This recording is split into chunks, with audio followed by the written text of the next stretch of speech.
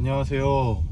오늘은 제가 서산에 갈 일이 있는데, 그래서 시내 주행도 하고 고속도로 주행도 할 텐데, 이 오픈 파일럿에 대한 장단점과 그리고 이 차의 주행 영상을 조금 보여드리려고 이렇게 카메라를 켰습니다. 일단 지금 저희 아파트 단지에서 나가고 있고요. 또 시내에 들어가서부터는 오픈 파일럿을 작동시키는 것으로 차량 시연을 하겠습니다. 일단 이 오픈 파일럿 설명을 드리기 전에 말씀드릴 거는, 뭐 오토 파일럿도 마찬가지고 우리나라에 들어오는 어떠한 주행 보조 장치도 다 마찬가지인데, 모두들 다 그냥 주행 보조 장치라고 생각을 하시고 주행을 하셨으면 좋겠어요. 전방에 차량이 어떤 돌발 상황이 생길지 모르니까 앞에 전방 주신 확실하게 잘 하시고 주행을 하시면 좋겠습니다. 제가 서산에 한 100km 정도 주행을 할 텐데, 주행을 어떻게 할지 한번 촬영을 해볼게요. 일단 이 오픈 파일럿에 대한 장점은 이 저렴한 가격으로 차량의 주행 보조 장치를 강화할 수 있다는 점이 참 큰 장점입니다.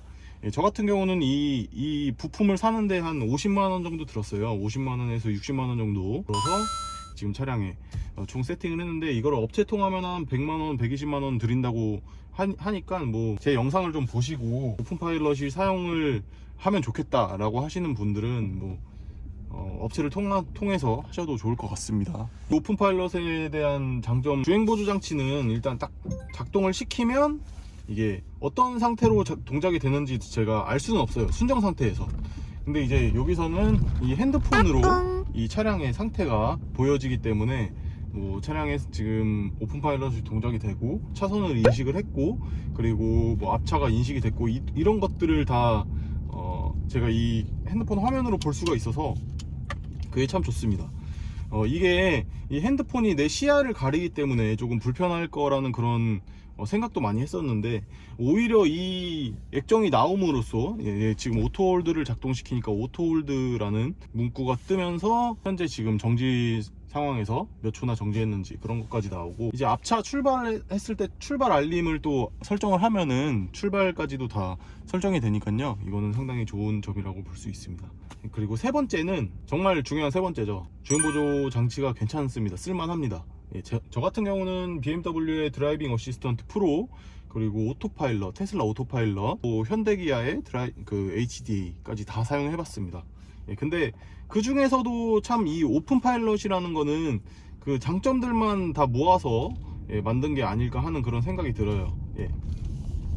그 한 가지 이제 장점 중에 하나는, 지금 보시면 제가 시내 주행을 하고 있지만, 이게 시내 주행 시에 그 스마트 크루즈 컨트롤을 켜게 되면 이 페달 조정을 얘한테 맡기게 되면 이게 조금 불편할 수가 있어요. 조금 불편할 수가 있는데, 이렇게 핸들 조향은 얘한테 맡기고 페달 조절만 하는 것으로 그렇게 주행을 할 수가 있어서 참 좋습니다. 지금 오픈 파일럿이 설정이 된 상태고요.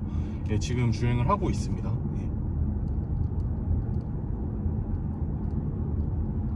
시내에서도 옆에 차가 돌아 나가면 이런 식으로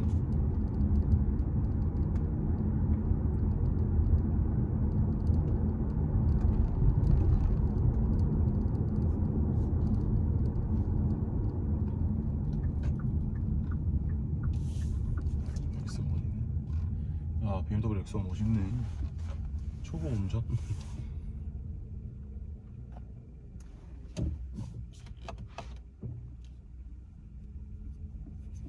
그래서 이제 제 소울 부스터 같은 경우는 언페달 드라이빙이 조금 약합니다. 그 예전에 제가 볼트 EV를 탔을 때는 B 모드가 있어서 언페달로만 주행을 할 수 있는, 그래서 악셀을 밟고 떼고 밟고 떼고 이것만으로도 이제 가감속이 되는 그런 기능이 있었는데, 이 차 같은 경우는 레벨 3로 이 회생제동 레벨을 레벨 3로 조정을 할 수가 있어요. 가장 세게 조정을 할 수가 있는데, 레벨 3로 해도 조금 완전히 정차하기까지는 조금 이런 시내에서 타기는 아쉬운 그런 모습을 보여줍니다. 그래서 약간의 이제 브레이크를 같이 사용해야 되는데, 이게 원페달이 되면 정말 편할 것 같아요. 그냥 악셀레이터만 조절해주고, 사람은 악셀레이터만 조절하고, 오픈 파일럿이 핸들 조향을 담당하고, 그렇게 하면은 참 편한 주행이 될 것 같습니다. 출발하고 이런 교차로, 차선이 끊어진 교차로에서는 차를 따라갑니다. 차를 따라가서 다시 차선을 먹을 때까지, 차선을 인식할 때까지 인식이 되고요.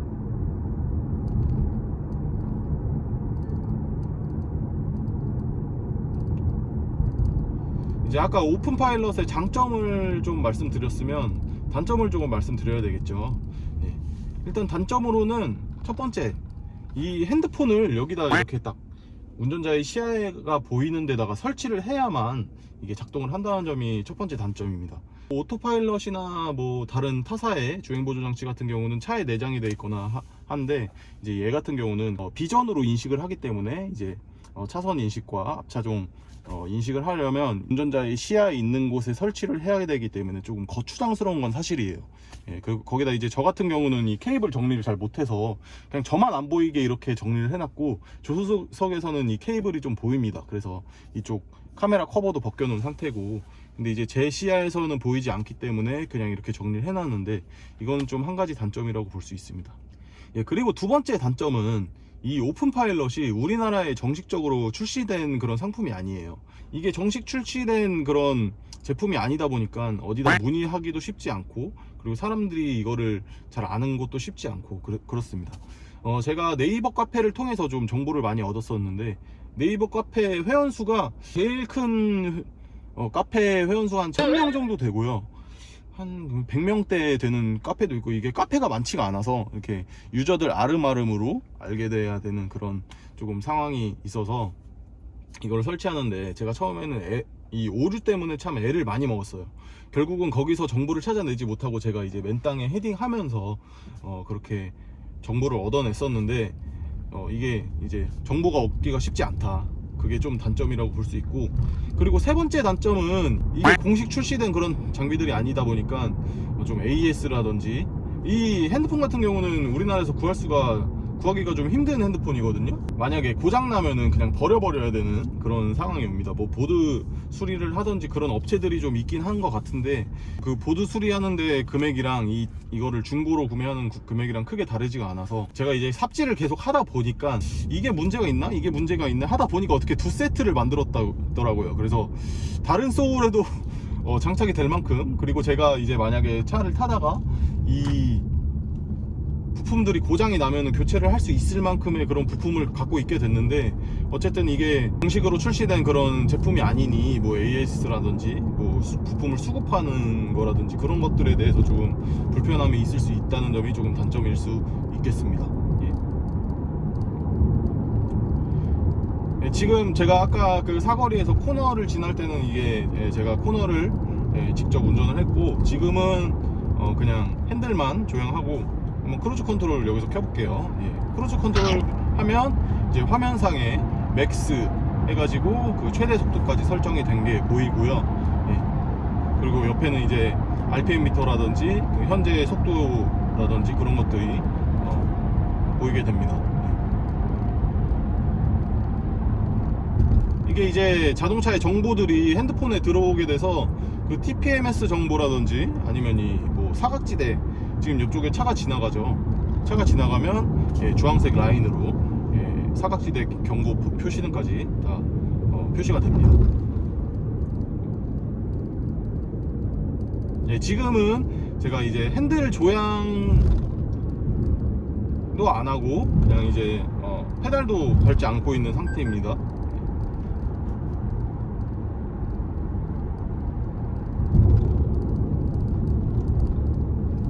한 가지 주의하셔야 될 점 중에 하나는, 지금 이렇게 앞에 차가 인식이 돼서 정지를 하는데, 이거는 현대기아의 그 스마트 크루즈 컨트롤의 공통적인 점인데요.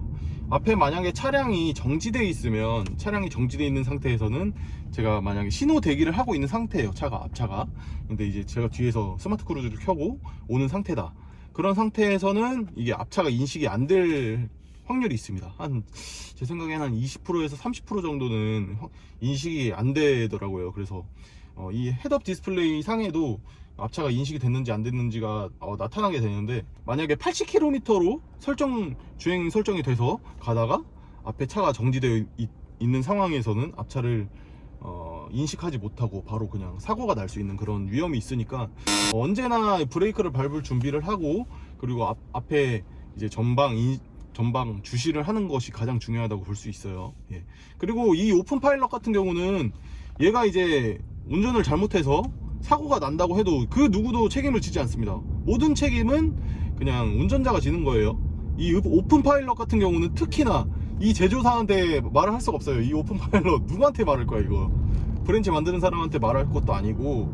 그렇기 때문에 전방 주시가 더 중요합니다. 뭐 테슬라 FSD 같은 거는 뭐 일론 머스크라든지 뭐 테슬라 본사에다가 내가 이의 제기를 하고 같이 사용을 하는 그런 유저들끼리 이렇게 얘기를 할 수 있겠죠. 근데 이제 이 오픈 파일럿 같은 경우는 뭐 유저들도 많지 않고, 그렇다고 이제 이게 제조사에서 직접 나온 것도 아니고 하기 때문에, 또 이 오픈 파일럿의 장점 중에 하나는 이 차선 변경이 가능하다는 거예요. 제가 이따가 자동차 전용 도로에 들어가서 차선 변경을 하는 것을 한번 보여드릴 텐데, 이 기본 오토파일럿 같은 경우는 차선을 변경하면 이제 오토파일럿이 해제가 돼서 다시 설정해야 되는 그런 불편함이 있었습니다. 근데 얘 같은 경우는 차로 변경이 상당히 잘 되는 편이에요.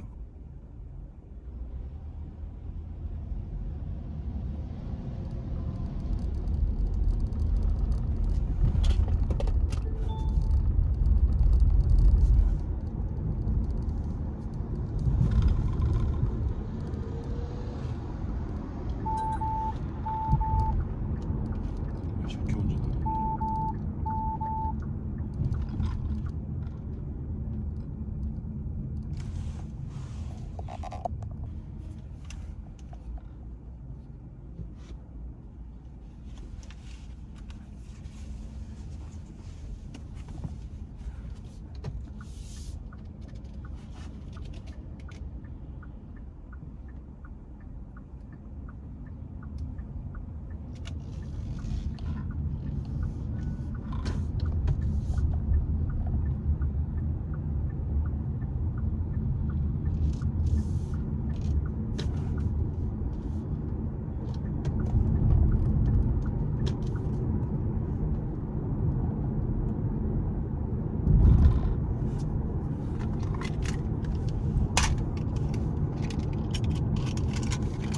코너에서 돌아 나가는데, 이 정도 코너는 조금 버겁습니다. 여기서 이제 저는 핸들을 잡지 않고 이 정도까지는 돌리는 것 같아요. 이게 속도에 따라서 지금 또 저속이었기 때문에 이 정도는 돌아갑니다.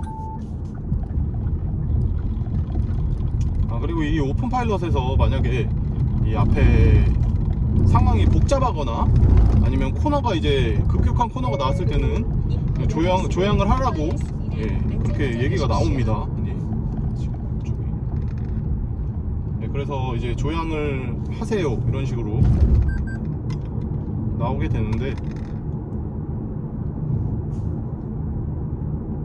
그래서 오히려 이 현대기아 이 스마트 크루즈 같은 경우는 이 차선 인식이 해제가 돼도 핸들 모양만 그냥 불만 꺼지고 그냥 주행을 하거든요. 그래서 내가 살짝 한눈만 팔아도 이 차선을 놓쳤다는 거를 알 수 없는 상황이 많은데, 지금 이 정도 코너도 돌아 나갑니다.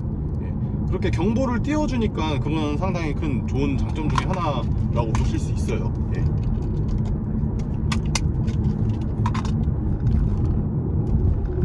이 정도 코너도 돌아 나가고요. 고속도로에 들어왔으니까 속도를 좀 올려줍니다.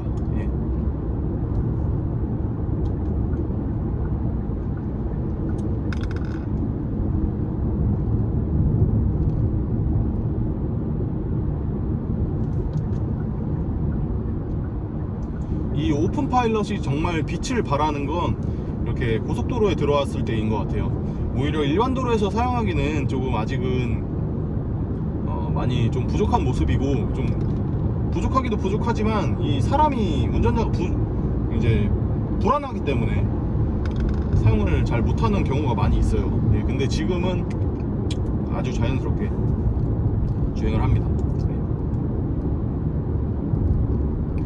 제가 사실 지난번에 올렸던 그 설치 영상하고 같이 이 주행 영상을 올리려고 했는데 제가 자꾸 코를 이렇게 많이 파더라고요. 코가 건조해서 그런지. 지금도 코가 간질간질한데 이게 차가 건조한 건지 날씨가 건조한 건지 모르겠는데, 네, 그래서 다시 한번 촬영을 해서 올려드리려고 합니다. 네. 지금 터널에 들어왔는데도 차선 인식 잘 되고, 네.